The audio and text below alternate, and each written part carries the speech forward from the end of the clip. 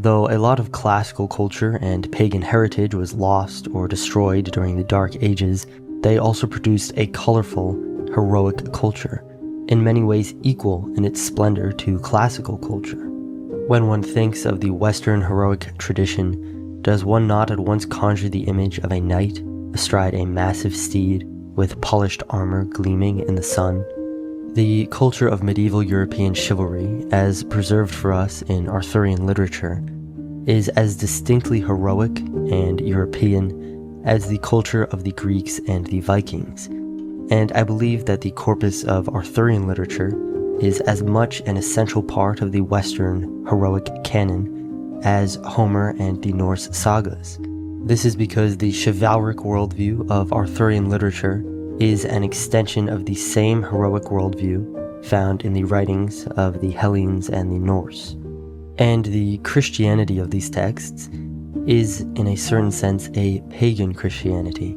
And here I use pagan in a general sense, to refer to the worldview and values which were native to Europe since antiquity and before. I also use pagan here to invoke its original meaning: rustic, rural, natural, pertaining to the practices, gods, and beliefs of the European countryside.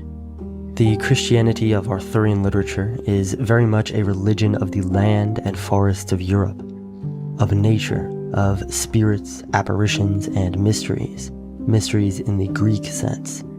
Arthurian Christianity is an essentially mystical, pagan worldview, with the mystery of Christ and the Grail at its center. Its Christ is an Eleusinian Christ, who evokes Dionysus, Persephone, and Odin, a god of nature, of miracles, of blood, wine, and the mystery of the immortality of vegetative life achieved through reproduction. The Arthurian Christ is a god of chivalry, a king of heroes, and himself a hero who, like Persephone, Hercules, and many other pagan heroes, made the descent into the underworld and rose again triumphant. The canon of Arthurian literature, which is part of the literary category referred to as the Matter of Britain, is extremely extensive. From these texts we get the tales of Lancelot and Guinevere, King Arthur and his court at Camelot, Merlin and Morgan Le Fay, Percival and the quest for the Grail, Gawain and the Green Knight. Do not be tricked into thinking that your religion must be an anti-pagan religion which scorns nature.